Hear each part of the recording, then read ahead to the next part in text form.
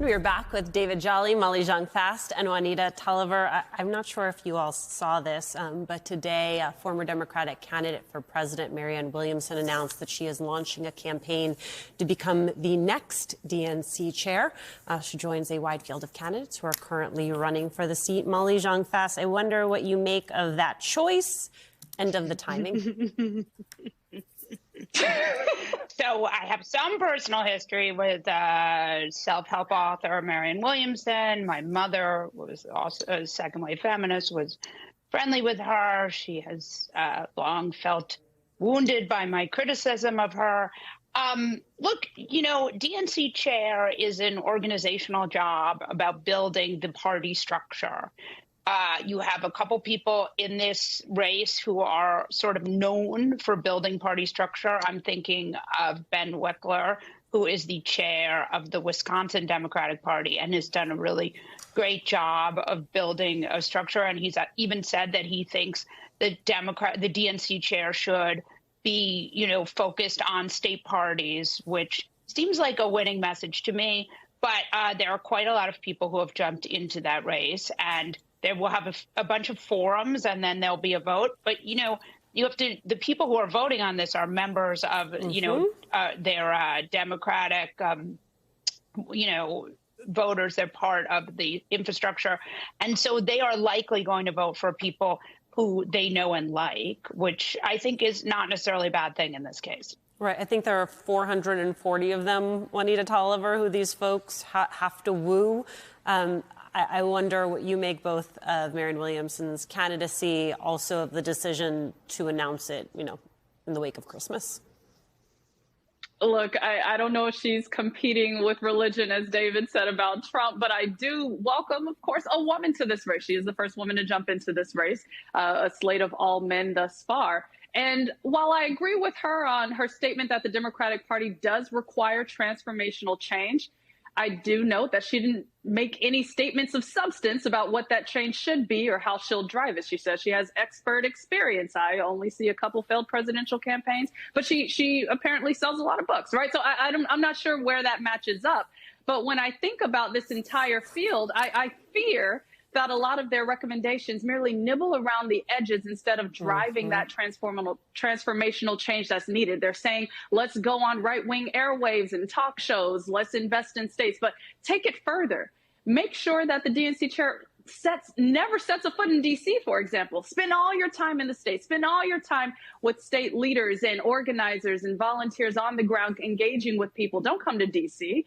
When it comes to differentiating with the Republican Party, we mentioned how Trump is stacking his cabinet with billionaires. Reject all billionaires and ultra-wealthy individuals' money, right? Like, start there. Talk through these big things that recenter power with the people. I think another thing that would be very impactful in terms of emphasizing that transformational change is not just doing a postmortem on 2024, but making sure that you are filling the vacuum in terms of what people need. If Trump's focused on Greenland, talk about all the things that are impacting individuals on the ground level. And on top of all of that, Alicia, lawyer up. What Donald Trump and Republicans have shown is that any election that Democrats win will be contested in the courts at the state, federal, and Supreme Court level. So make sure that you are developing a deep bench of legal minds who can help you navigate this, because that's what's coming in the future. So plan for the future with big differentiating goals, 3 of which I just named, that any of the candidates are welcome to take in their platforms. David Jolly, I would never be so foolish as to question the premise of someone as smart as my friend Juanita Tolliver's argument. But for the sake of conversation, let me ask you this. When we talk about transformational change within a party, do you think that transformational change comes from inside the party structure in that way, right? Is the transformational change actually coming from the DNC, from the RNC, or does it need to come from somewhere else? Who leads that move into the future? Yeah, I think the responsibility of the parties, as Juanita and Molly both said, is to build the infrastructure of a national party. And really, that means you have to invest in state party infrastructure if you're the Democrats. There are a lot of state parties right now that need some help. And this gets harder for Democrats, given the census in 2030, when likely more electoral votes go to Florida and Texas, and other states get harder to win. So the 5-year project for the DNC is, where are we investing in infrastructure in the states, state party committees, to make sure that we can win back the White House, win back the country, and prepare for the 2030 census. I think the policymaking, the messaging, will come down to very talented politicians within the party. We see the postmortems after the election. How do you communicate better? Look, I think it's pretty simple for Democrats.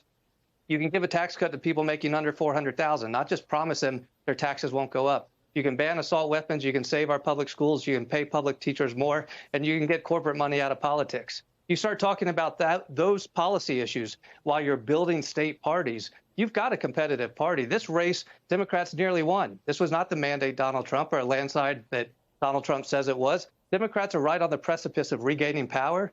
The importance of the DNC, the RNC, other national parties is to build that infrastructure to compete and win in future cycles. You know, Molly Jong-Fast, I was going to ask you how you do what Juanita and David are talking about, which is actually creating and sharpening a contrast between the two parties if you are Democrats. But I think David sort of hit the nail on the head there, right? Which is, you actually have to deliver some of these more populist policies and show that you're the ones who are getting it done while he's off, talking about the Panama Canal. So one of the things that I've really seen was that I think one of the big problems in the Biden admin was not so much the policy, but the messaging, right? They didn't do interviews. They weren't forward facing the way Donald Trump was. I mean, for 4 years, Donald Trump basically ran for president again, whereas Biden was not doing interviews, was very sort of, careful about what he did, didn't do a lot of media. And I think that was a really big mistake, because Trump sort of really took all the oxygen out of the room. So even though Democrats were passing a lot of policy, I mean, Chips and Sciences Act is like an incredible piece of policy that has, revived the economy. I mean, I don't know that you could have asked for better policy, and a lot of it was passed. So I would say the problem was, we would sit here. I mean, remember, we would sit here and we would say, wow, that was an amazing policy that they just passed. Are people going to know about it? And people really didn't know about it because they were not a frontward-facing White House. And that really got them sort of behind, and they weren't able to catch that populist wave, because the truth is, a lot of the Biden policy was very, very populist. It just wasn't transmitted as populist. I mean, you had Joe Biden marching on marching on a strike line with a union boss. He was the first president to ever do that. Like, that is not, that's populism. That's pro-worker. But for whatever reason, it was not translated. And then the union, some of the unions didn't even endorse Harris. So obviously, this is more of a messaging, I think, than a policy problem. And I think that if Democrats want to win, they really need to be frontward facing. And we see this, again and again. You have to go where the media is. So that means going on things like Joe Rogan, because otherwise Joe Rogan's people will never see a Democratic politician. Friends, I really feel like the gift of your time was one of the greatest gifts I got this holiday season. David Jolly, Molly Jong-Fast, Juanita Tolliver, thank you all so much for being with us today, of all days.